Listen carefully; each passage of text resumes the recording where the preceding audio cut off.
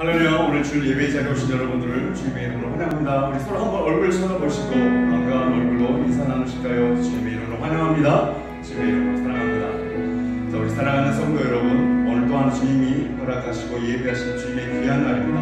우리 목사님을 사용하여 선포되어지는 말씀이 그 지혜가 있을 것이고 또 우리를 보고 싶어하는 그 하나님 예수 그리스도의 은혜가 오늘 이 자리에 가득할 거라고 확신합니다. 이 시간 우리 하나님 앞에 예배 드릴 때 하나님 나의 삶 가운데 부르신 그곳 어디든지 그 가운데서 오직 살아계신 하나님만을 예배 드리겠습니다. 이 자리 가운데 하나님과 함께 동역하는 그 자리가 되기를 원합니다. 이렇게 간절히 구하는 마음으로 찬양으로 예배를 시작하도록 합시다.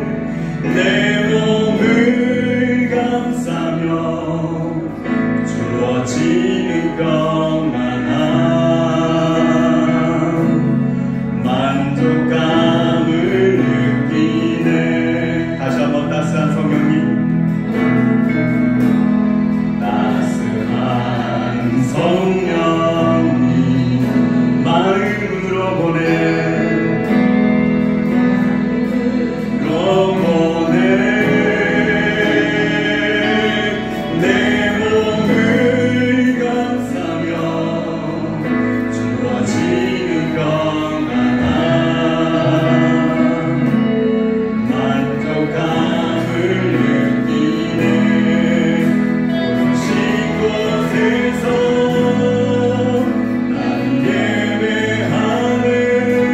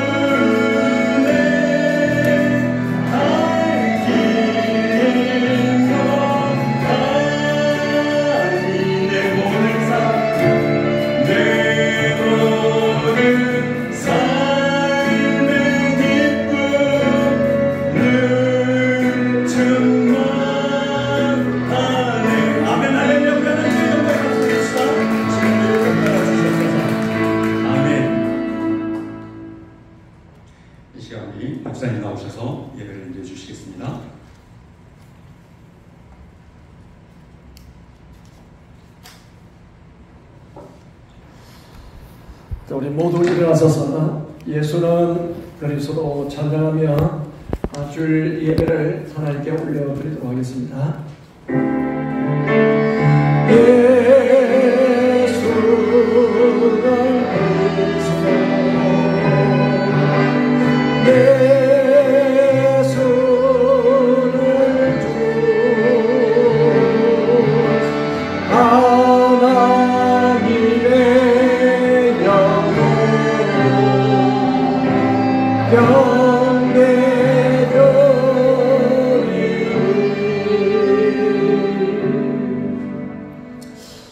사도 신경으로 신앙 고백하도록 하겠습니다. 여러분은 성부 하나님을 믿습니까? 예, 나는 전능하신 아버지 하나님 천지의 창조주를 믿습니다. 여러분은 성자 하나님을 믿습니까? 예, 나는 그의 유일하신 아들 우리 주 예수 그리스도를 믿습니다. 그는 성령으로 잉태되어 동정녀 마리아에게서 나시고 본디오 빌라도에게 고난을 받아 십자가에 못 박혀 죽으시고 장사리 사흘 만에 죽은 자 가운데서 다시 살아나셨으며 하늘에 오르시어 전능하신 아버지 하나님 우편에 계시다가 거기로부터 사는 자와 죽은 자를 심판하러 오십니다. 여러분은 성령 하나님을 믿습니까? 예, 나는 성령을 믿으며 거룩한 공교회와 성도의 교제와 죄를 용서받는 것과 몸의 부활과 영생을 믿습니다. 아멘. 앉으시기를 바랍니다. 37장 1절 하시도록 하겠습니다.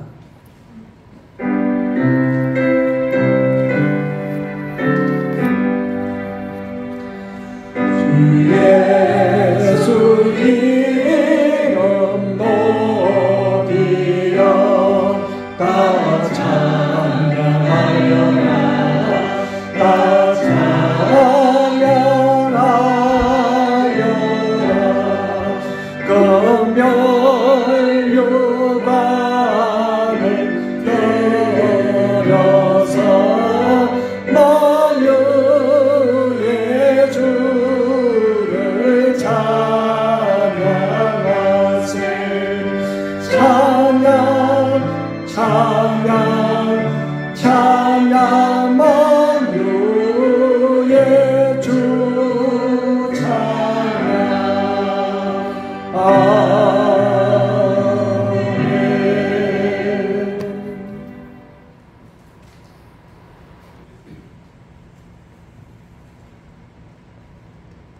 기도하겠습니다.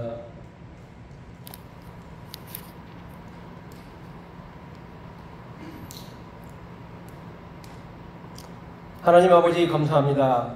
오늘도 건강한 모습으로 예배를 드리러 나올 수 있게 하심에 감사드리오며 전능하신 여호와를 소리높여 찬양합니다. 항상 하나님의 말씀에 순종하고자 기도하며 나아가고 있지만 마음 한구석에서는 현실과 타협하며 세상 것에 욕심을 내며 살아가고 있는 모습을 회개합니다.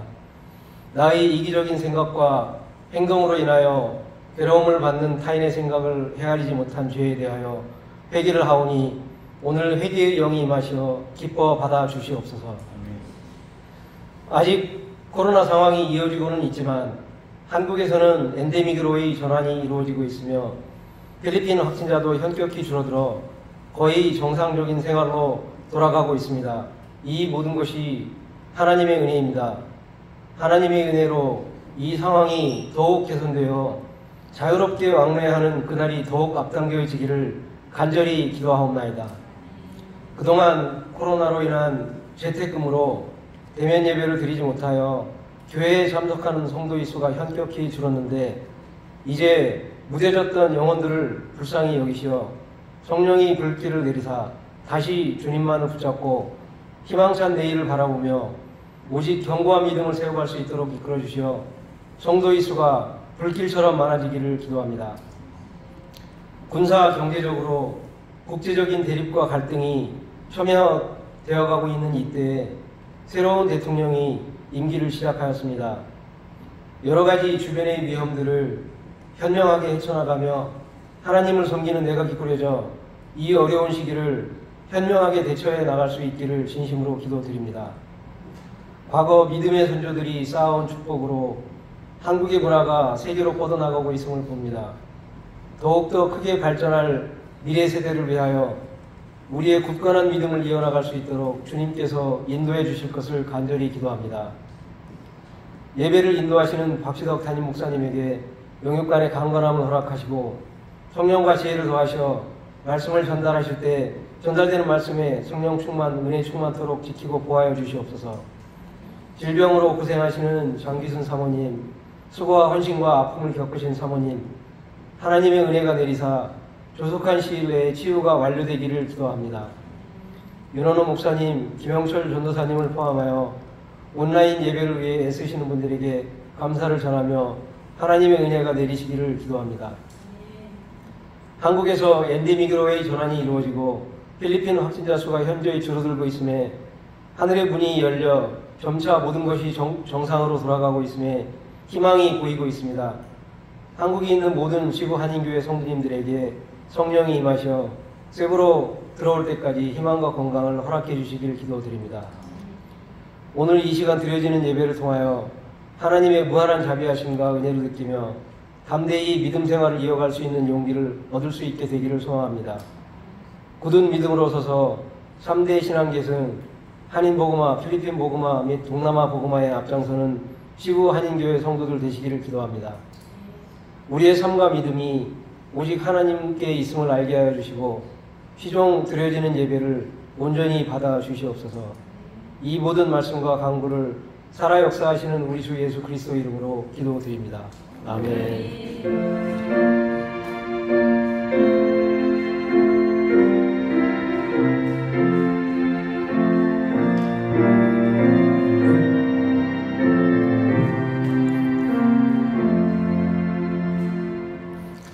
우리 하나님 말씀 보시겠습니다. 사무엘상 13장 8절부터 15절까지 보시겠습니다.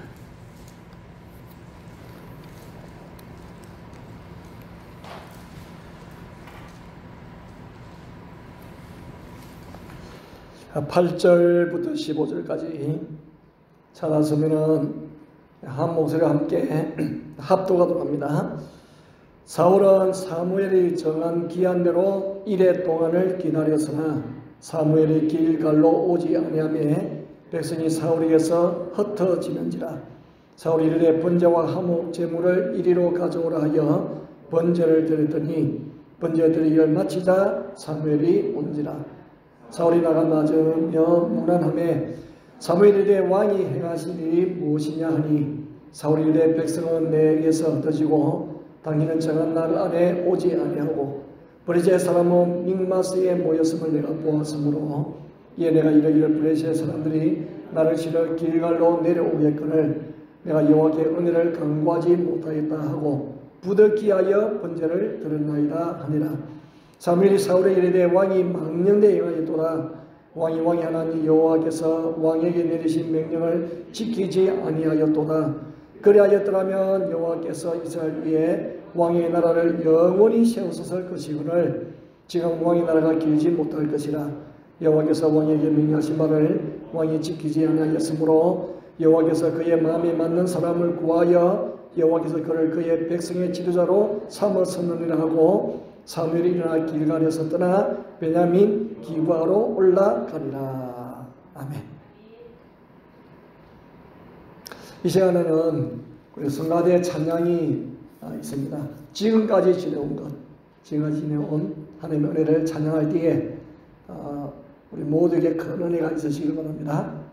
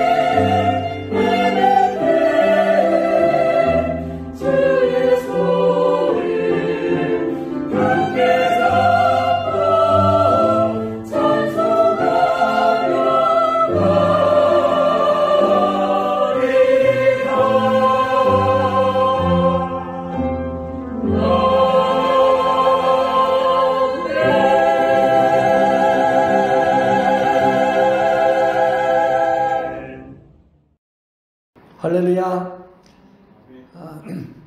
자, 오늘 지금까지 지내온 것, 지내온 삶을 돌이켜보면은 하나님의 은혜입니다.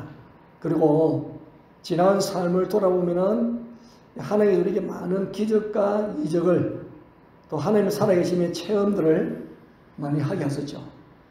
그리고 예수를 처음 믿을 때에는 참 하나님 바로 가까이 있다는 그런 체험들이 많습니다. 그리고 어떤 특별한 일들이 있을 때에 고난이나 역경 가운데서도 하나님을 묵상하고 경외하면은 또 하나님이 함께 하신다는 그런 체험들을 주셔서 감당하게 하고 이기게 하십니다. 근데 예수를 잘 믿게 되면 그런 게 좀 잘 없어요. 왜? 그런 거 안 줘도 잘 믿으니까. 뭐 기적과 이적 없어도 잘 믿거든요. 그런 것들이 이제 좀 이렇게 적어집니다.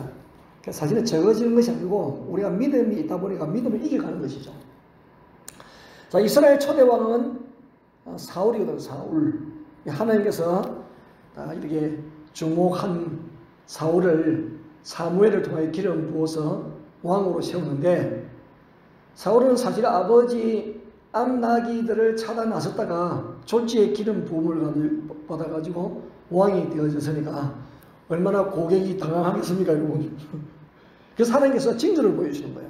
하나님이 사무엘이 그냥 한 말을 하는 것이 아니고 정말 하나님이 사무엘을 통해 내게 기름 부어서 이스라엘 초대왕으로 삼으셨다는 그런 징조를 세 가지로 보여줬죠. 지난 설교에 세 가지 제가 이야기 다 드렸습니다. 세 가지 징조. 첫 번째 징조가 뭐냐면은 이스라엘 묘실 옆에서 두 사람을 만날 것인데 그 사람 중에서 소식을 듣는 거예요.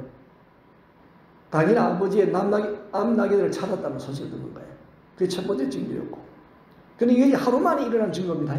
하루 만에. 그 다음에는 다볼산에 있는 상수리 나무에서 세 사람을 만날 것인데 각기 세 사람은 다른 사람들이에요. 다른 것을 들고 있는데 떡을 들고 있는 사람으로 해서 떡 두 덩이를 받을 것이다. 하나님의 이적과 기적은 정확해 장소도 정하고 어디 몇 사람이 있는지도 정하고. 세 번째는 뭐냐면은 하나님의 산에서 예배를 드리고 내려오는 선지자 무리를 만날 것인데 당연히도 성령의 영역이 하나님의 영이 충만해가지고 새 사람이 될 것이다. 하나님의 징조였어요. 그대로 이루어졌어요. 하루 만에. 하루 만에 다 이루어졌죠. 자, 여러분, 그래서 우리들에게 있어서도 이런 하나님의 어떤 그런 도우심의 은혜와 또 눈으로 보여지는 그런 이적과 기적들, 체험들이 상당히 중요합니다. 그래 우리가 믿음의 역사를 일으키고 또 사랑의 수고와 소망의 인내를 가지게 되어지거든요.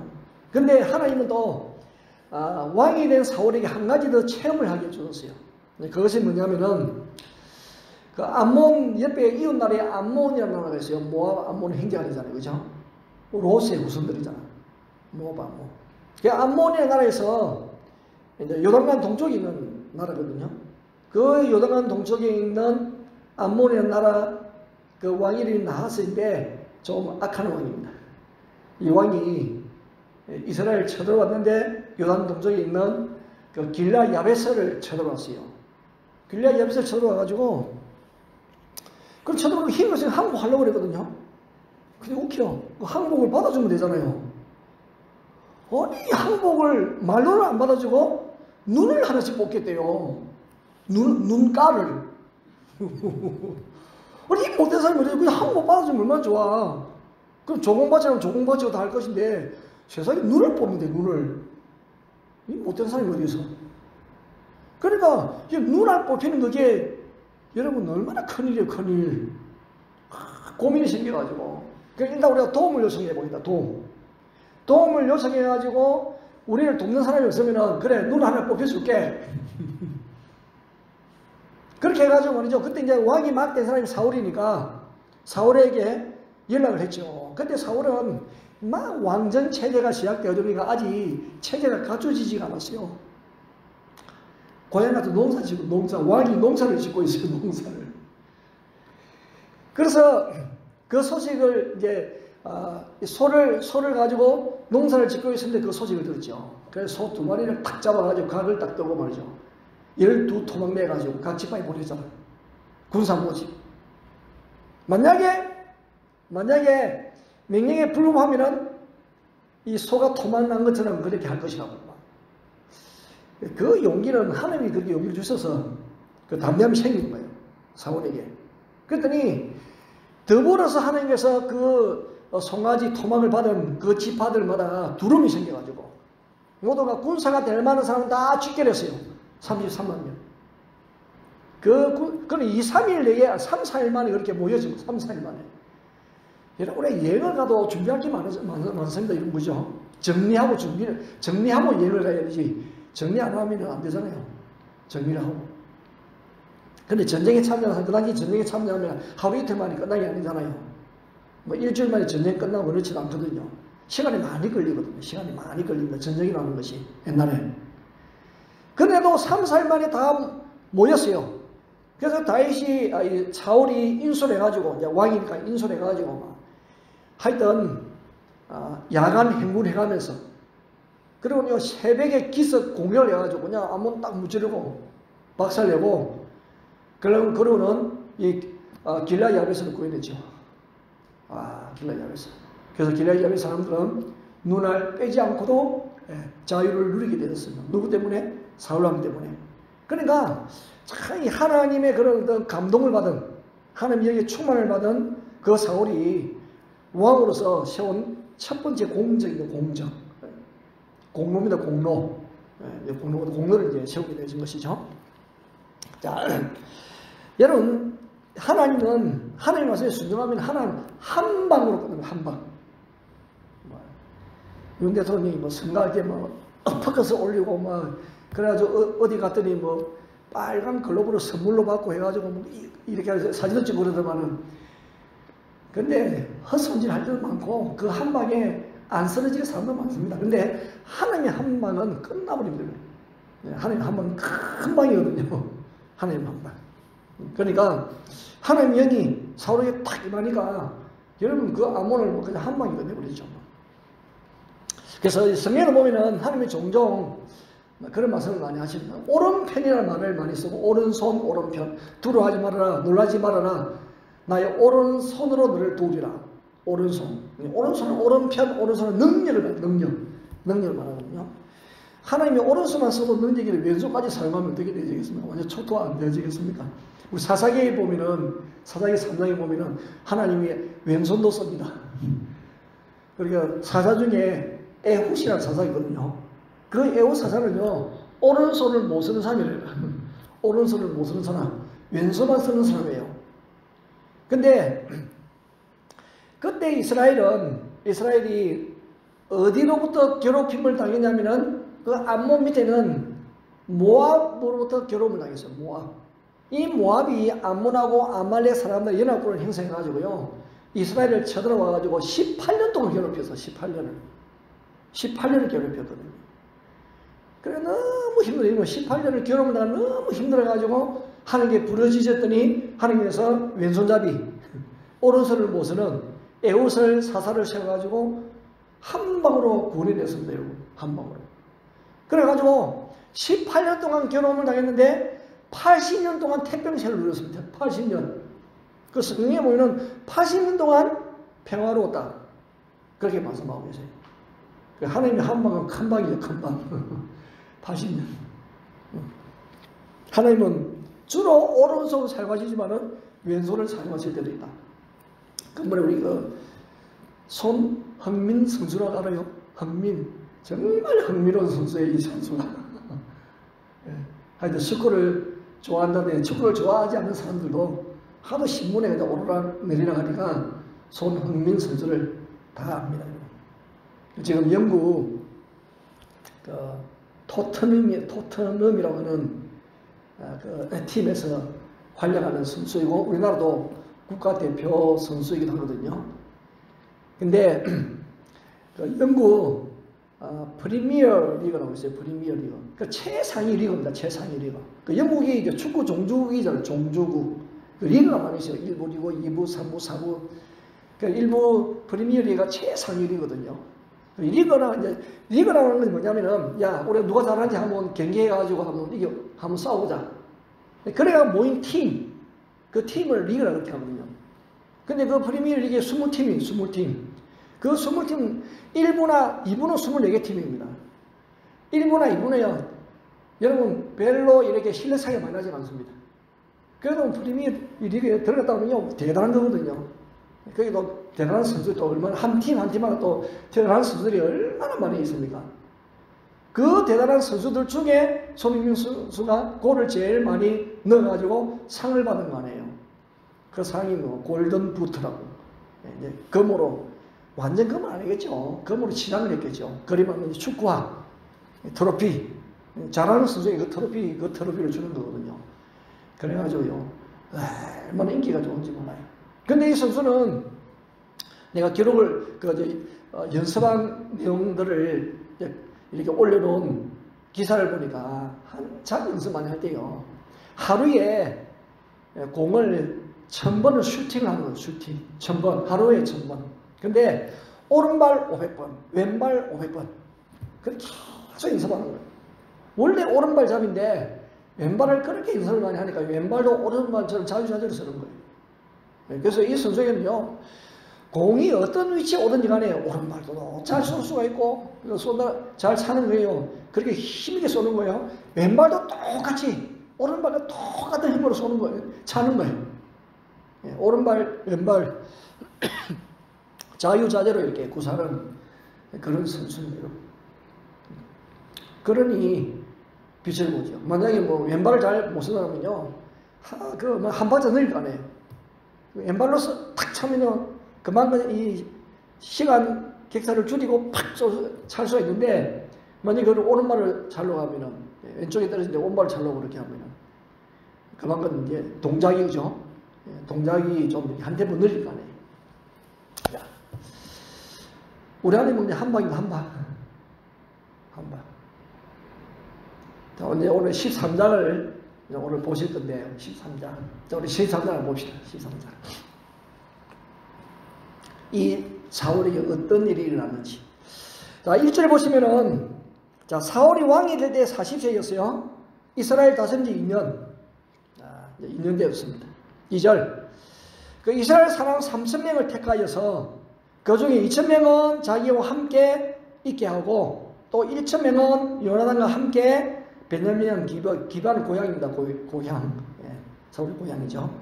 거기에 이제 두고 이제 남은 백성 다 돌려보냈어요. 처음 우리 2년 전에 전쟁했을 때 33만 명이 모집되었잖아요. 그죠? 예, 근데 3000명만 남기고 다 돌려보냈습니다. 왜 그렇게 했을까? 군인이 수가 많으면 좋잖아요. 군인이 수가 많으면 좋은데 3000명만 남겼어요. 33만 명 중에 물론 그 중간에 돌아가신 분도 물론 고향으로 간 분도 있겠지만 처음에는 얼마나 많은 사람이 모였습니까? 근데 3000명만 남기러 왔어요. 이 3000명은 사실은 뭐 수비대 정도밖에 되지 않습니다. 전쟁하기는 모자라죠. 예. 아마 눈치를 많이 본 것 같아요. 주위 나라들을 자극하지 않으려고 특별히 블레셋에 자극하지 않으려고 군대가 이렇게 주둔해 있으면은 블레셋이 침입해 올 것 같아요. 지금 전쟁은 암몬하고 전쟁을 했는데 제일 강한 나라는 이제 블레셋이거든요. 왜? 블레셋 늘 겨뤄을 나가고 늘 블레셋에 대해서는요 이 이스라엘이 힘을 못 씁니다. 블레셋은 지중해 연안에 있는 나라잖아요. 블레셋 눈치가 많이 보여가지고 군대를 많이 두지 못하고 눈치를 보면서 3000명만 두었어요. 그러니까 사실은 이 하나님이 왜 사울을 왕으로 세웠는지 세운 목적을 잊어버린 것 같아요. 하나님이 왜 사울을 왕으로 세웠나요? 기름 부으신 이유가 뭐예요? 그 이야기를 하죠. 사무엘상 9장 16절. 사울 아들은 사울에게 기름을 부어서 내 백성 이스라엘의 지도를 삼아라. 왜? 그가 내 백성을 어디로부터? 블레셋 사람들의 손에서 구원하리라. 이 시험 목적이에요. 그 블레셋 고통나는 그 백성을 구원시키려고 하나님의 사울을 지도하시고 있는데 그 사람 많이 모여서 암몬을 이기고 그 힘으로 블레셋하고 전쟁해서 이겨야지. 그 앞전에서 벗어나야죠. 그게 하나님께서 사울을 세운 목적인데 그걸 감당하지 않는 거예요. 직무유기입니다. 이것은 직무유기라. 감당하지 않는 거예요. 그러니까 삼성에만 난 거 나머지 돌려보낸 것을 보아서 그래서 사울이 블레셋하고 전쟁할 생각이 전혀 없어요. 그것은 하나님께서 맡긴 그 사명을 감당하지 않는 것이죠. 만약에 여호수아가 모세를 이어서 지도자가 되어서 이스라엘 백성을 이끌고 가나안 정복에 나서잖아요. 근데 만약에 여호수아가 그 일을 하지 않았으면 어떻게 됐을까요? 가나안 땅은 정복 못하는 거죠. 뭐. 네. 그런데 2,000명은 사울의 수하에 두고 1,000명은 아들 요나단의 수하에 두었잖아요. 그죠? 2절에서 이렇게 했잖아요. 요나단은 달라. 이 요나단 같은 젊은이가 있어야 돼. 믿음의 사람이 있어야 됩니다. 요나단. 자, 요나단은 우리는 하나님의 택한 백성인데 이 블레셋은 하나님이 택하지 않은 백성이고 이방인인데 그 이스라엘 사람들에게는 이방인은 짐승하고 똑같습니다. 생각이. 우리 전쟁은 무조건 이긴다. 가자. 그래가지고요. 운운도 하지 않고 3절 볼까요? 자, 요나단이 게바에 있는 블레셋 사람들의 수비대를 침해 쳐버렸어요. 그냥. 요나단 배짱 좋죠. 그냥 겁도 내지 않고 블레셋 수비대를 쳐버렸어.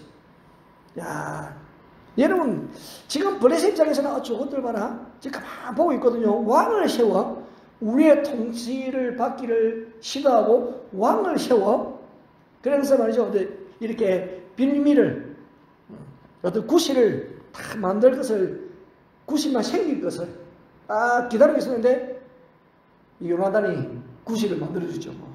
벌집을 건드립니다. 벌집을 건드려서. 야, 그래가지고 공격을 해봅니다. 그래서 빌미를 삼아가지고 우리 수비대를 쳤다고 우리가 피해를 입었습니다. 공격. 그래서 자 공격 옵니다. 얼마나 많이 블레셋 보면 15절에 보면 5절. 자 블레셋 사람들이 이스라엘과 싸우려고 모였는데 어마어마합니다. 병거 3만. 이스라엘은 병거 하나도 없어요. 이스라엘은 블레셋이 다스리면서요. 하여튼 뭐 전쟁 만들 물자 다 빼앗아가 버렸어. 다 빼앗아갔어요. 그러니까 무슨 그들 가지고 있는 낫이라든지 홈이라든지 깽이 그런 것들요. 그러니까 날이 이렇게 사용할 때에 무디지면요. 블레셋의 허락을 받고 그것을 이제 날을 그렇게 하고 오래야 돼. 허락을 다 받아. 허락지. 무기가 없어요. 근데 이 블레셋 사람들은 병거가 3만, 마병이 6,000명, 백성은 해변에 모래처럼 이 백성들이 군대의 수를 먹는 거죠. 새카맣게 몰려옵니다. 그에 비해서 블레셋 군대는 너무 미약해요. 4절 볼까요? 온 이스라엘이 사울이 블레셋 사람들의 수비대를 쳤다는 소리. 뭐 하여튼 심쿵이다. 심쿵. 심장이 쿡 내려앉아 버렸어요. 그냥. 큰일 났구나 이거야. 큰일 났구나. 이제 이스라엘 사람들이 미움을 받았구나. 저 요나단 저 벨라다 저 왜 저런 일을 했을까? 그러면요 백성들이 길갈로 모여서 왜 쳐들어오니까 전쟁해야 되잖아요. 쳐들어오니 가만히 있으면 안 되잖아요. 어떻게 일단은 방위를 해야 되지. 6절 이스라엘 사람들이 위급함을 근데 실제로 모여보니까 지금 같으면은 뭐 영상을 통해 가지고 미리 다 볼 수 있을 것인데 그때는 눈으로 직접 봐야 되거든.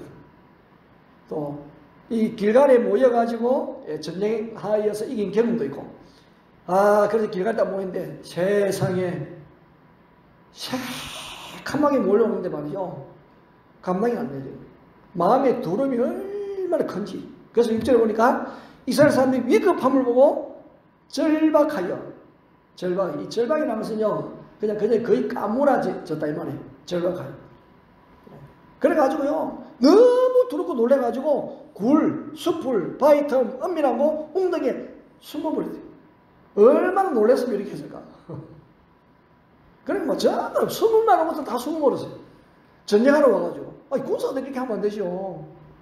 전쟁하러 와가지고. 상대편이 두렵다고 해가지고 놀라서 혼비백산 해가지고 이렇게 하면 전쟁이 안 되죠. 7절.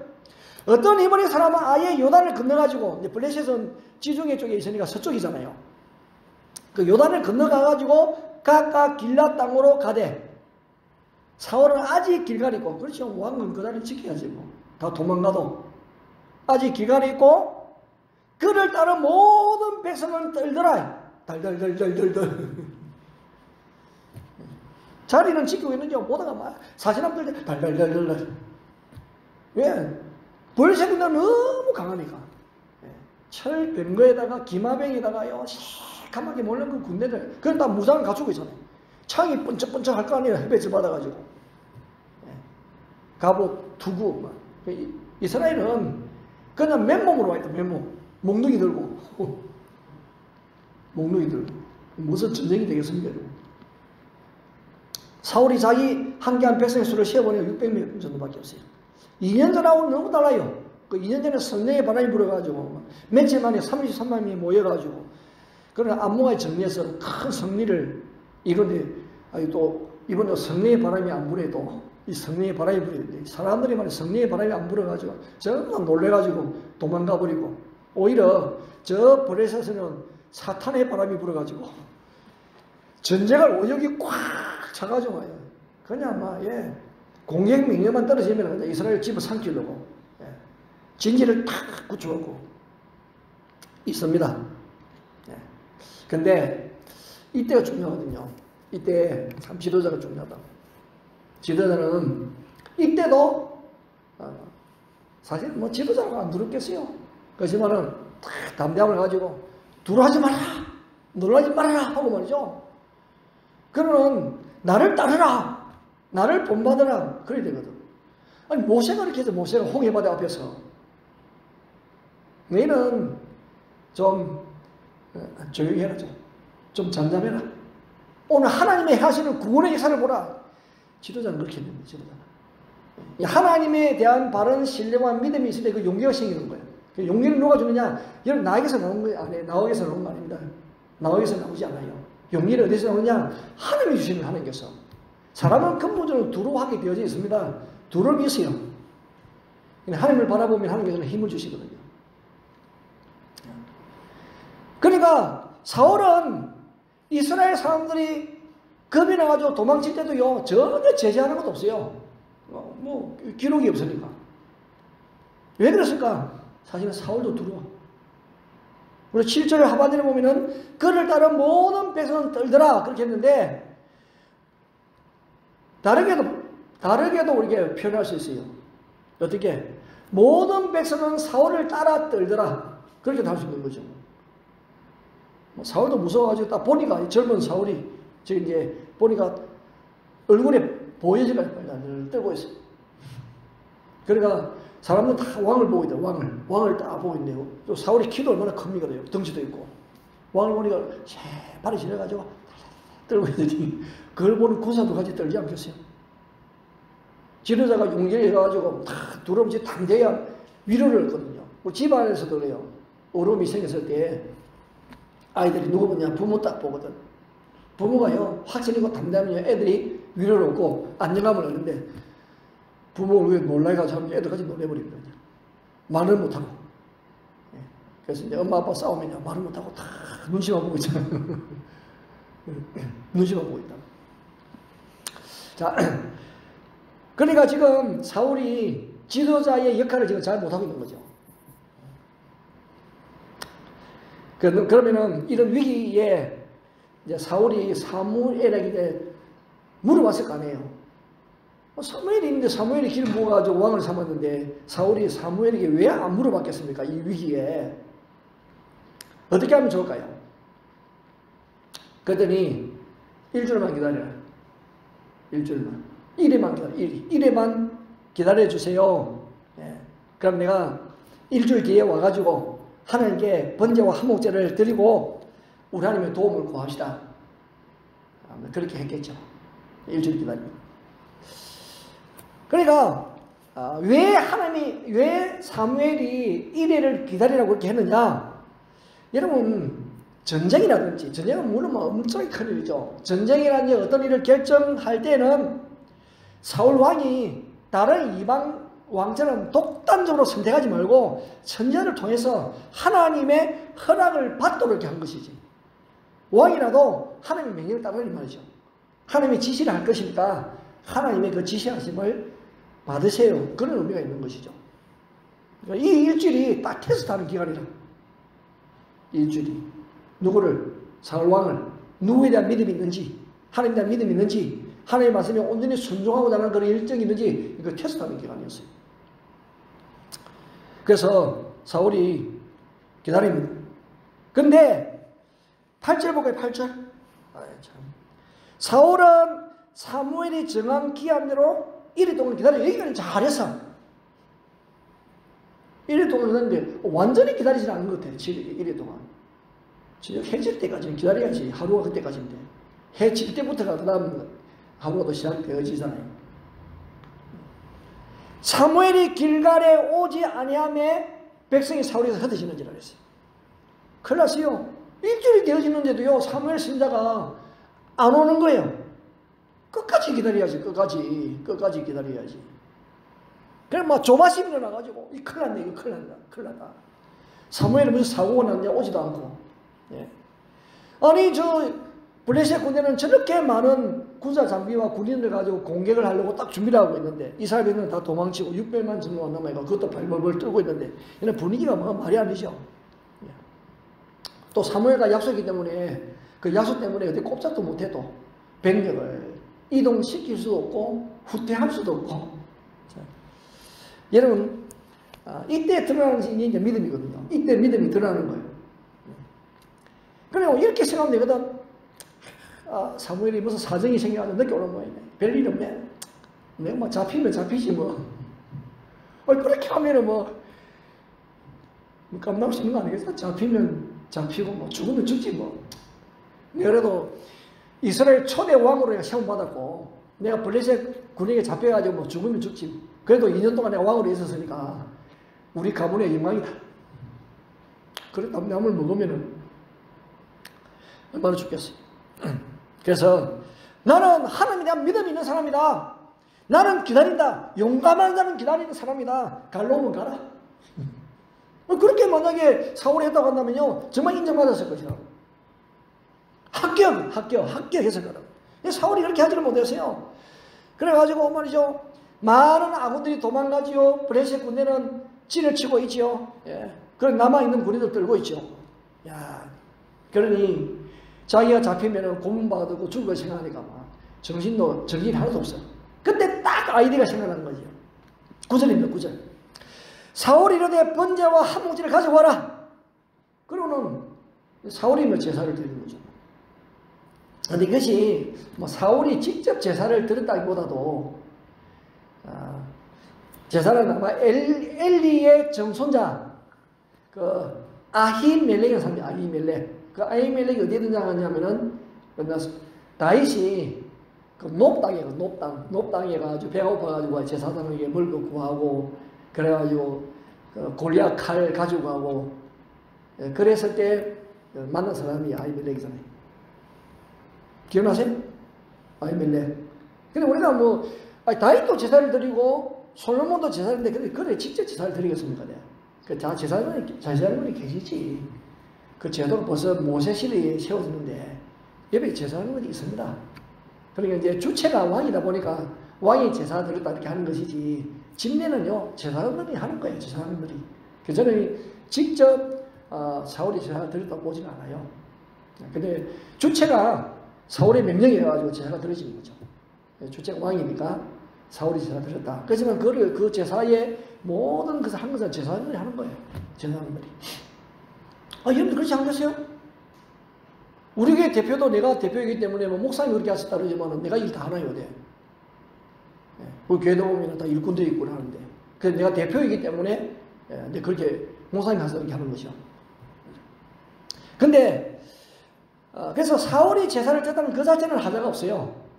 문제는 뭐냐면은 제사의 성격상 반드시 이 제사는 사무엘에 의해서 드려져야 되는 거예요. 제사의 성격상. 우리도 보면은 우리도 유로는 목사님이 있고 그러지만은, 물론 이제 내가 부탁을 해가지고, 우리는 유로는 목사님 앞에 이것도 해주세요, 저것도 해주세요. 그렇게 하지만은, 우리 교회에서 세례식은 담임 목사님 해야 되지. 유로 목사님은 세례식 할 수 있어요. 그러니까 내가 이제 특별히 위임을 하면 할 수 있겠지만은, 위임을 하지 않는 이상은 내가 해야 되는 거예요. 담임 목사가. 질서와 순서에 있어서는 그렇게 해야 되는 거예요. 이 제사는 사무엘이 반드시 드려야 되는 제사인 거예요. 사무엘이. 왜냐면은, 왕을 세우기 전에 블레셋으로 말미암아 엄청 결혼을 당할 때가 있었어요.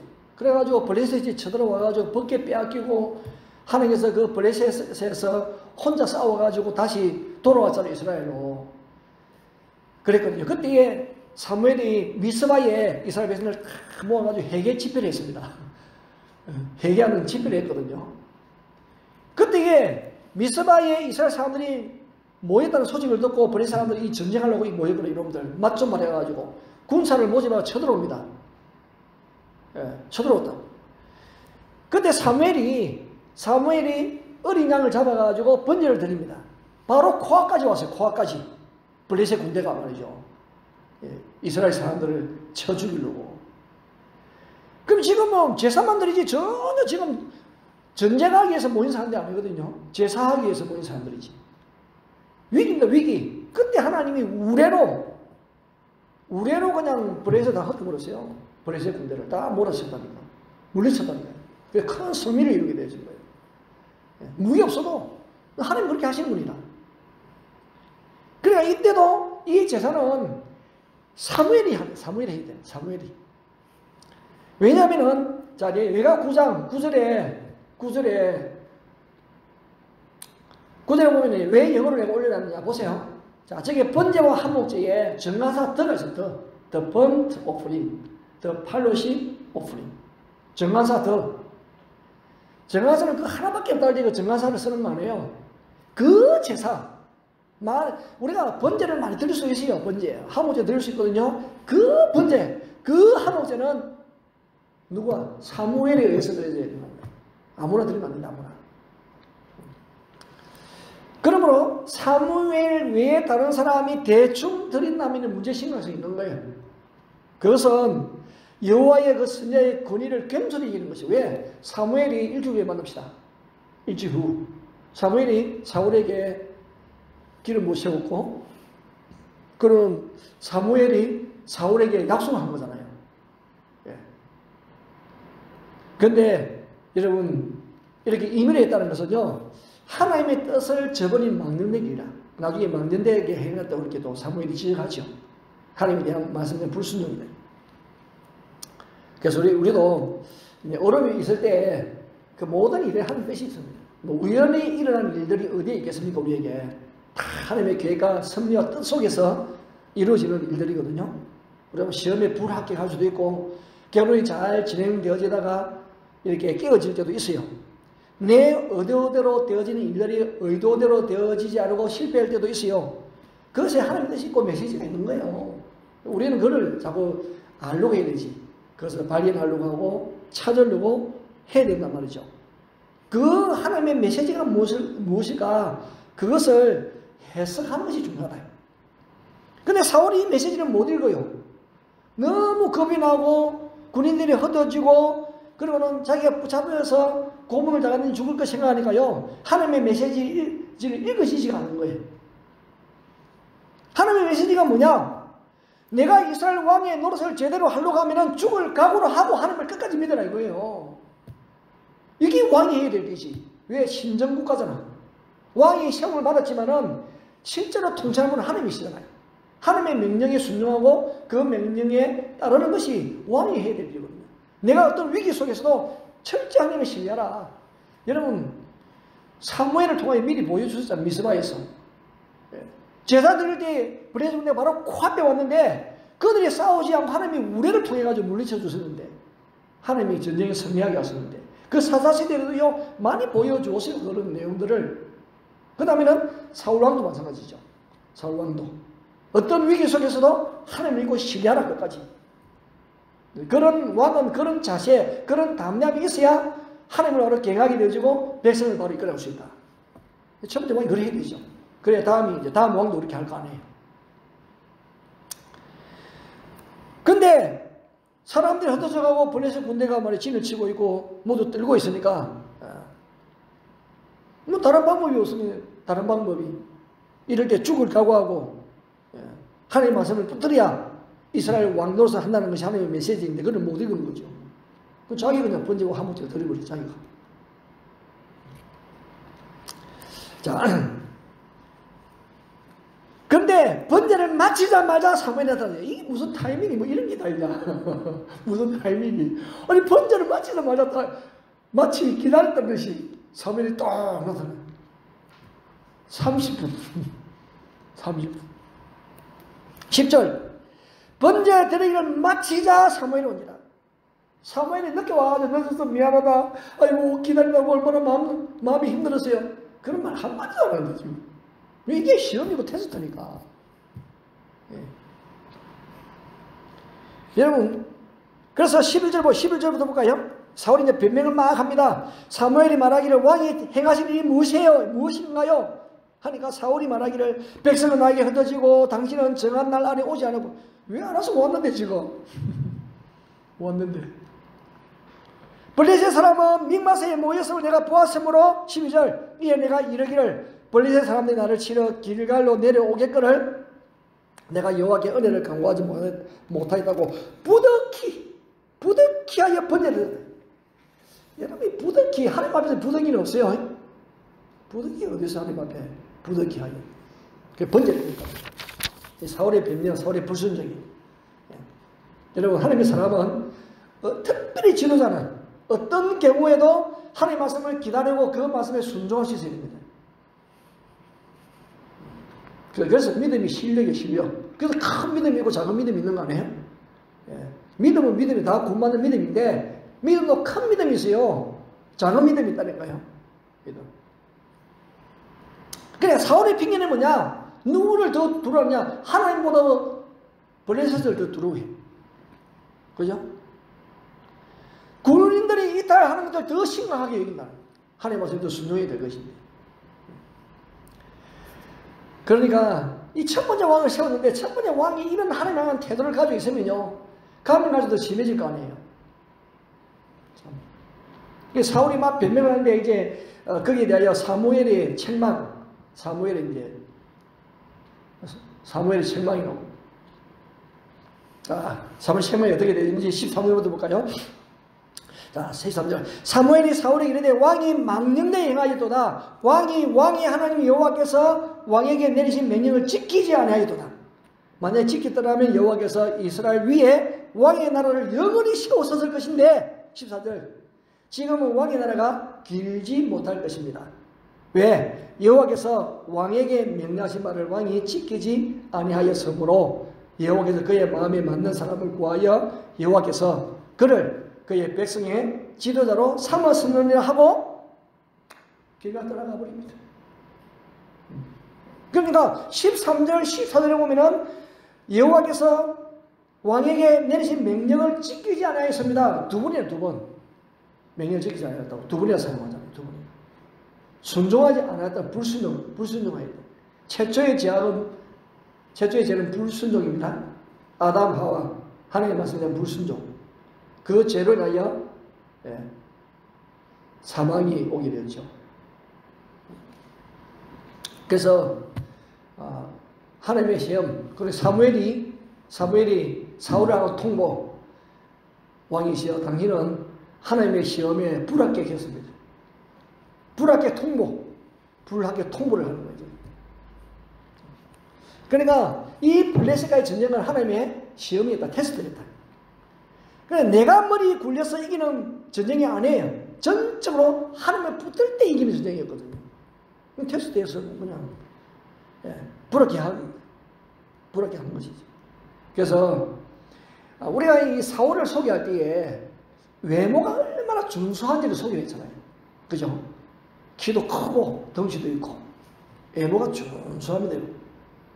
그런데 하나님이 찾으시는 지도자는 외모가 준수하고 머리가 비상한 사람, 물론 거기에다가 하나님 말씀에 순종하는 사람 더 좋겠죠. 그런데 외모가 떨어지고 비상하지 못해도 하나님 말씀에 순종하는 사람이 하나님 기뻐하십니다. 사울이 좀 안타까운 것은 조금 더 기다렸으면은, 조금 더 인내하고 믿음으로 다 기다렸으면은 복을 받았을 것인데 참 복을 받지 못했어요. 하나님은 부득이하게. 그럼 뭐 부득이, 하나님 앞에서는 부득이하게 그것 없어요. 뭐 살아라 하면 사는 것이고 죽어라 하면 죽는 것이고 가라 하면 가는 것이고 욕 먹으라 하면 욕 먹는 것이고 우리가 뭐 이사야라든지 예레미야 보십시오. 하나님 명령하시니까요. 예. 참 벗은발로 다니기도 하고 예. 갇히기도 하고 맞기도 하고 욕 먹기도 하고 예수님만 그러잖아요. 예수님도 그렇게 하셨는데 예수님도. 근데 지금 하나님이 이 사활을 안 믿어준다. 왜? 부득이하게 내 마음대로 행동했기 때문에 내가 너를 부리겠다. 안타깝죠? 일주일 잘 기다렸는데 이 30분 못 기다려가지고 제사 지내는 그 시간이 30분을 보고 저 30분이 했는데 뭐 30분이든지 1시간이든지 예. 그래가지고요 참 불합격을 했어요. 만약에 그가 끝까지 참고 기다렸으면은 사무엘이 안 와도 사무엘이 오지 않아도 하나님께서 하나님의 방법으로 블레셋을 물리쳤을 거예요. 예. 그 사무엘 때에 미스바에서 그렇게 했던 것처럼 그렇게 했을 거예요. 근데 그렇게 하지 못했어요.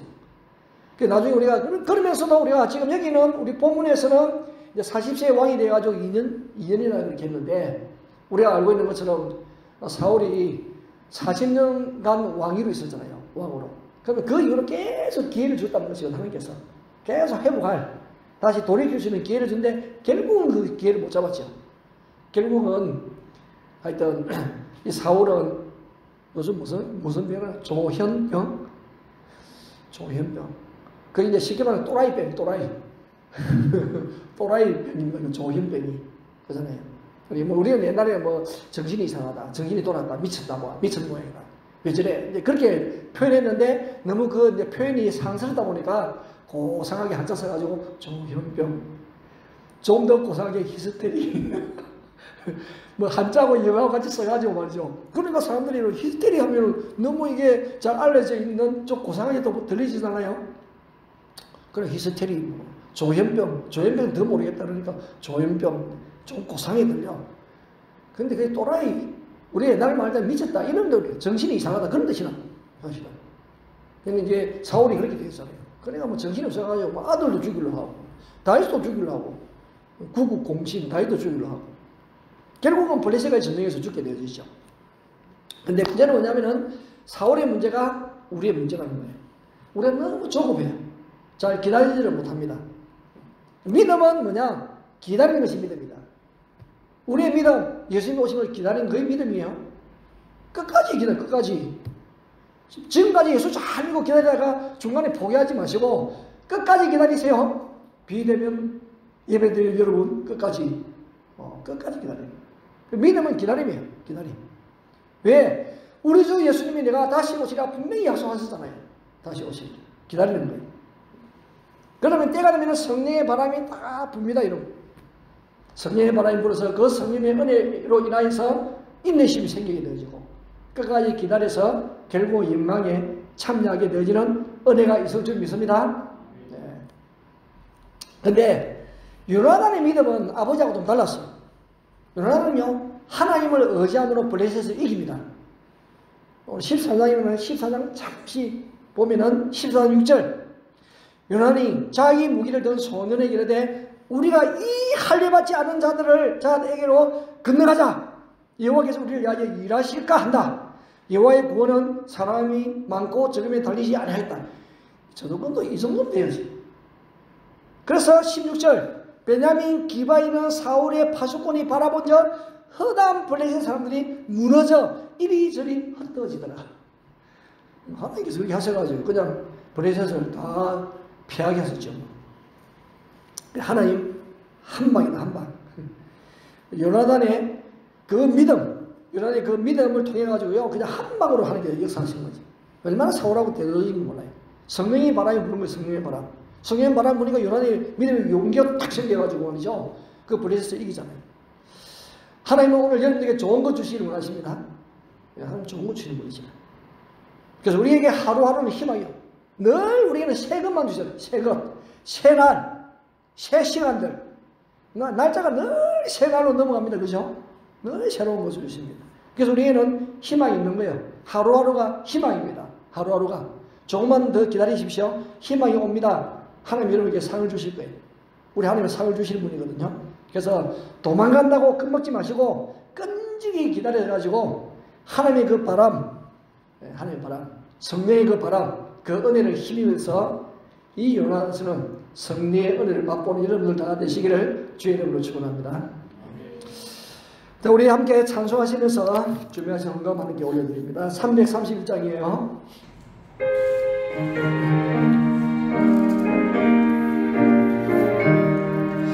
영광을 받으신 만유의 주여, 우리가 명령을 따르리라. 베푸신 은혜를 감사히 알고 진실한 마음으로 섬기게 해. 구주의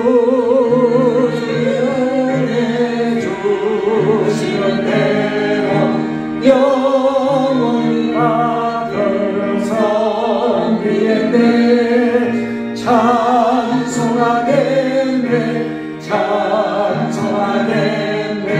생명을 주시는 구주. 3절합니다. 예수를 믿고 늘 사랑하며 참 기쁜 마음으로 섬기리라. 영광을 드리고 늘 순종하며 구주를 영원히 섬기네. 구주의 은혜 주시는 대로 영원히 받들어 섬기겠네. 찬송하겠네, 찬송하겠네. 생명을 주시는 구주. 아멘. 교회 소식 전하도록 하겠습니다. 무명 성도께서 8번째 주연에 감사하여서 그만 꼭 복원하였습니다. 자, 많은 감사를 드립니다. 큐티방을 시작을 합니다. 오픈을 하는데, 자, 금주 화요일부터 시작합니다. 화요일 오전 10시 이정 카페에서 모여서 큐티방을 합니다. 그래서 큐티에 또 여러분이 많이 참여해서 함께 말씀을 나누시고, 또 우리가 서로 또 연합을 이루고, 하나님께서 우리를 이끌어 가시는 그 은혜 속에서 우리의 삶을 또 든든히 행하는 그 은혜의 시간들이 될 수 있기를 바랍니다. 한국 방문하신 분이 있습니다. 우리 허정은 성도님 가족 여찬이 토요일 날에 토요일 새벽에 출국을 했고요. 오수진 사님 가족은 금주 1일날 6월 1일날 한국을 방문합니다. 그리고 오픈 찬양 예배가 있습니다. 열린 찬양 예배 오늘 오두시 봄당에서 있습니다. 주간으로 나오거나 필참 SVC. 그리고 우리 또 관심 있는 우리 여러분들 많이 참여해서 격려해 주시고 하게 은혜가 되어졌으면 좋겠습니다. 기도하도록 하겠습니다. 하나님 아버지 참으로 감사합니다. 너무나 놀랍고 복된 자리에 우리를 불러주신 것 감사드립니다. 우리는 알고 있습니다. 그리고 믿고 있습니다. 우리 하나님의 자녀요, 하나님의 특별한 백성임을 우리를 믿고 신뢰하며 고백합니다. 우리에게 하나님의 바람이 있고 하나님의 오른손, 하나님의 왼손이 있음에 대하여 감사를 드립니다. 우리를 그냥 내버려 두지 아니하시고 하나님께서 불꽃 같은 눈으로 지켜주시고 때를 따르는 대로 채워주심에 대하여 서로 감사합니다. 눈앞에 행신이 아무리 절망적이라 하더라도 포기하지 않도록 은혜 베풀어 주시옵소서. 에스더가 그래하였던 것처럼 죽으면 죽으리라는 그런 각오로 끝까지 주님을 신뢰하게 하여 주시옵소서. 우리 하나님께서 우리에게 희망을 주시고 기쁨을 주실 줄로 믿습니다. 내가 겪는 문제들이 나만의 문제가 아니라 모두 겪고 있는 어려움들인데 반드시 참고 인내할 때에 크게 역사하여 주실 주님을 찬양을 올려드립니다. 그런 믿음으로 온 성도들이 승리하게 하여 주시옵소서. 오늘 믿음으로 주님 앞에 귀한 예물을 올려드리오니 기쁘게 받아 주옵시고 손길들의 주의 은혜와 복을 더하여 주시옵소서. 그리하여 부족하지 않게 하여 주시고 때를 따라 동료대로 채워 주시옵소서. 그리고 또한 이 물질이 주의 나라 건설을 위하여 하나로 확장을 위하여 곱고 바르고 아름답게 사용되어지기를 원합니다. 사랑하는 성도들이 하는 학업 생활에 은혜를 더하여 주시고 지혜와 명철과 총명을 더하여 주시기를 원하며 행하는 사업과 기업에 복을 내려 주어서 이래 땀 흘리가 있음이 헛되지 않도록 좋은 사람들을 붙여 주옵시고 감가지로 창대해지는 은혜가 있게 하여 주시옵소서. 주님 감사합니다. 무명선교에서 8번째 주의 은혜에 감사해서 강남 꽃봉을 하여 주 앞에 올려드리오니 주께서 기쁘게 받아주시고 주를 향한 그 열정 그 마음에 은혜를 베풀어 주어서 항상 그 심령에 성령의 바람이 불어서 주의 뜻에 맞는 믿음의 삶을 잘 살아낼 수 있도록 복을 내려 주시옵소서. 주님 큐티 모임을 시작합니다. 리더들에게 함께하여 주시고 참여하는 종들에게 큰 은혜를 다하여 주어서 기쁨의 잔치가 되어지게 하여 주시고 말씀 앞에 우리를 삶을 이끌어가시는 그 주님만한 감사와 찬양이 넘쳐나는 은혜의 시간들이 되게 하여 주시옵소서. 또 오후 2시에는 오픈 열린 예배를 드립니다. 복을 내려 주셔서 하나님의 찬양을 드리는 그 예배를 기쁘게 받아주시고 주님 우리 라운지와 청년부 참여를 서보시 우리 성도들 큰 은혜를 더하여 주시옵소서. 한국을 방문한 성도들 그들을 인도하여 주시고 모든 일정을 마치고 돌아올 때까지 도와주시고 역사하여 주시옵소서. 준비하여서 다시 또 귀국한 우리 성도들에게 은혜를 다하여 주시고 또 이곳에서 새로운 일을 시작하며 준비해 갈 때에 하나님의 도우심으로 인하여서 그 걸음들이 형통케 하여 주시옵소서. 우리가 좋은 조우 그리고 부모 행정한 은혜 가운데 붙들어 주심으로 인하여서 기쁘고 좋은 소식을 듣게 하여 주시기 원합니다. 세계 곳에 들리는 모든 주의 백성들에게 함께하여 주셔서 어떤 자리에 들어가니 끝까지 믿어 주님 오실 때 기쁨으로 주말에서는 믿음의 사람들이 다 되게 하여 주옵소서. 이제는 우리 주 예수 그리스도의 은혜와 하나님의 사랑과 성령의 감동감과 충만하심의 은총이 오늘 말씀을 마음에 새기며 끝까지 견뎌 우리 주 예수의 그 임망에 참여하기를 원하는 모든 주의 백성들 머리 위에와 지금도 세계 곳곳에서 복음의 귀한 사역을 감당하시는 복음 전도자들과 선교사님들의 가정과 사역들 위해 이제부터 영원토록 함께 있을지어다. 아멘.